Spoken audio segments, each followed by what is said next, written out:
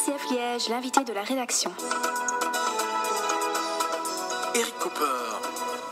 Vous n'allez peut-être pas me croire, mais notre invitée aujourd'hui vient de loin. Elle ne vient pas de Liège, elle vient de Lubumbashi. Elle s'appelle Marie-Aude Delafoy, elle est directrice d'une ASBL qui s'appelle Dialogue à Lubumbashi. Alors Marie-Aude Delafoy, bonjour. Bonjour. Alors dites-nous un petit peu, que faites-vous à Liège en fait? Vous venez de Lubumbashi, pourquoi aujourd'hui vous êtes à Liège? Écoutez, j'ai le grand honneur et la grande joie de me trouver à Liège parce que l'ASBL Dialogue a été invitée à accrocher une exposition au Centre d'art contemporain La Châtaigneraie, qui se trouve à Flémal. C'est l'objet de ma visite. Donc je suis venue pour accrocher cette exposition dont le vernissage aura lieu le vendredi 1er février. Alors, est-ce que les artistes de cette exposition viennent de Lubumbashi? Malheureusement, aucun artiste du Congo ne sera présent au vernissage, du moins aucun artiste résident au Congo. En revanche, nous avons le grand bonheur d'être accompagnés par un artiste congolais de renommée internationale qui s'appelle Aimé Mpané et qui réside à Bruxelles. Alors, Aimé est actuellement à Kinshasa où il fait énormément pour le mécénat de l'art contemporain, pour la formation des jeunes artistes. Il rentre juste avant l'exposition pour venir travailler avec nous et surtout nous accompagner pendant ce vernissage. Alors, quelques secondes avant de lancer l'enregistrement, vous avez dit que l'exposition s'appelle Mind Deleo et ça sonne comme un petit tambour. Quel est le genre d'œuvre qu'on va pouvoir admirer dans cette exposition? Alors effectivement, Maendeleo, qui est un titre très très musical, comme vous l'avez souligné, Maendeleo est un nom swahili qui veut dire unité, évolution. Et ce n'est pas anecdotique, nous aurons l'occasion d'en parler. Maendeleo est une exposition qui regroupe une exposition d'art contemporain, de peinture et de sculpture qui regroupe 13 artistes donc, venant du Congo, à la fois de Lubumbashi et de Kinshasa. Est-ce qu'au Congo, il y a des grandes différences entre l'art traditionnel et l'art contemporain? Il y a autant de différences que vous trouverez de différences dans ce grand et magnifique et impérial pays qu'est le Congo. Ce qu'il faut souligner, c'est que l'école de Lubumbashi était une école, l'école de peinture de Lubumbashi était une école très réputée avant les années 50. C'était la fameuse école du hangar de Pierre-Romain Desfossés dans les murs de laquelle ont évolué des artistes de renom comme Pili Pili, Bella et tant d'autres.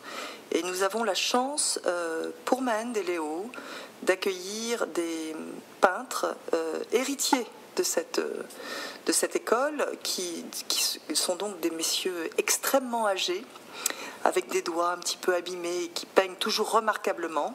Voilà, et ces grands artistes, ces peintres, présenteront chacun, donc il y a 2 peintres qui sont Kanyamba et Muvuma. Et ces 2 artistes présenteront des œuvres somptueuses qui peignent un monde perdu. Hein, c'est l'héritage de leur mémoire, de leur vie. Donc c'est très émouvant. Et ces œuvres seront confrontées à une écriture plus contemporaine, plus actuelle, qui est celle des artistes de notre époque, donc de très jeunes artistes, qui pourraient être leurs petits-fils, voilà, et qui ont un travail beaucoup plus retentissant, qui s'inscrit un petit peu comme c'est un cri d'alarme, quoi. Ils sont en connexion avec les réalités de leur monde, de leur quotidien, qu'ils réinterprètent avec beaucoup d'humour, mais beaucoup de force aussi. Et ces originaires, cette scène-là, est plutôt s'exprime davantage à Kinshasa, qui est une très grande ville, une grande capitale. Alors, lorsqu'ici des jeunes veulent faire de l'art, ils vont au conservatoire ou ils étudient à Saint-Luc. Comment se transmet l'art en Afrique? Est-ce que il y a aussi des écoles d'art? Alors oui, tout à fait. Il y a un académisme, je dirais classique, qui s'inscrit dans les académies de l'Institut des Beaux-Arts à Kinshasa, donc la capitale, et à Lubumbashi. Mais il est vrai qu'un certain nombre d'artistes, sans être autodidactes, évoluent très rapidement en marge de ces académies. Et je trouve ça, pour ma part, plutôt intéressant dans la mesure où les nourritures de ces artistes sont pas simplement terrestres, mais elles sont aussi sur les nourritures du cœur, les nourritures du dialogue, les nourritures de l'autre.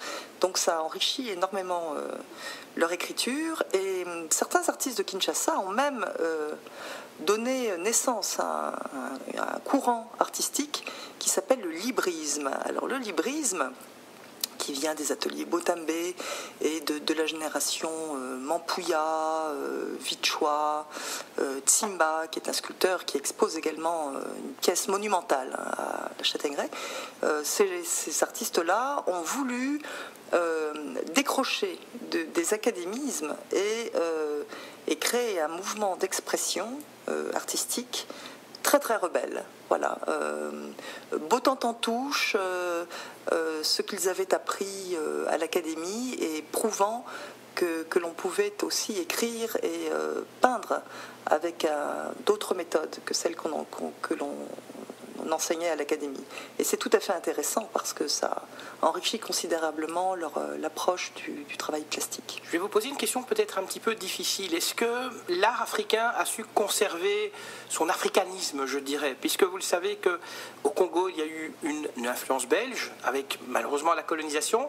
Est-ce qu'il y a quand même une influence belge dans l'art africain, ou bien est-ce que vraiment les Africains ont su garder leur particularité propre? Écoutez, pour ma part, je suis arrivée au Congo il y a 4 ans et j'ai été stupéfaite de voir à quel point la scène d'art contemporain de ce pays avait sa personnalité, une très très forte personnalité, une écriture tout à fait singulière et puissante. Et je répondrai par l'affirmative à votre question. Pour ce qui concerne le Congo, effectivement, les artistes congolais ont su rompre avec les académistes un petit peu endimanchés, on dira, de la scène européenne, mais sachant que les arts contemporains occidentaux ont eux aussi considérablement évolué dans leurs propres écritures. Mais il en est de même pour tous les autres pays d'Afrique, notamment les autres pays d'Afrique centrale et d'Afrique de l'Ouest, comme par exemple la Côte d'Ivoire, ou le Bénin, où s'est tenue une magnifique biennale, il n'y a pas très longtemps, donc en 2013. Mais je vous invite à venir découvrir Maën Deleo, et je serai ravie d'échanger avec vous sur cette question une fois que vous aurez vu l'exposition. Alors l'exposition, justement, parlons-en, elle se déroulera le vendredi 1er février 2013 à 18h30 à la Châtaigneraie à Flémal. Est-ce qu'il y a éventuellement une adresse de contact si des personnes veulent plus d'informations ? Alors, vous trouverez toutes les adresses et le plan de la Châtaigneraie sur le site de la Châtaigneraie. Donc c'est www.cwac.be. Exactement. Il y a un numéro de téléphone que l'on peut communiquer. Oui, donc c'est le 04 275 33 30. Exactement. Alors la Châtaigneraie se trouve à Flémal. L'exposition, le vernissage aura lieu le 1er février. L'exposition durera du 2 février au 17 mars. Et puis par la suite, les personnes qui habitent Bruxelles et qui n'ont pas le loisir de se déplacer en fin de semaine jusqu'à Liège pourront découvrir Maën Deleo à la fin du mois de mars et tout le mois d'avril au Parlement de la Fédération de la Wallonie et Bruxelles où nous sommes invités. Existe-t-il un moyen aussi d'en savoir un peu plus sur les artistes africains? Est-ce que les académies justement là-bas à Lubumbashi ont un site internet où les gens peuvent voir ce qui se passe? Je vous invite à visiter le site de l'ASBL Dialogue qui est extrêmement dynamique, que nous tenons à jour régulièrement avec tous les événements, non seulement ceux qui sont mis en œuvre par l'ASBL Dialogue, mais ceux des autres galeristes du Congo. Donc ce site est www.asbldialogue au pluriel.org et vous trouverez donc toutes sortes de renseignements et d'informations sur la scène des arts plastiques congolais, mais également sur Maën Deleo, revue de presse, carton d'invitation, les biographies des artistes, les photos des œuvres également qui sont exposées. Et évidemment, l'ASBL Dialogue se tient à la disposition de son public, du public belge, pour répondre aux questions, stimuler des dialogues, notamment pour ce qui concerne l'art contemporain. Marie-Aude Delafoy, merci d'avoir répondu à nos questions. C'est un grand plaisir, merci de m'avoir invité.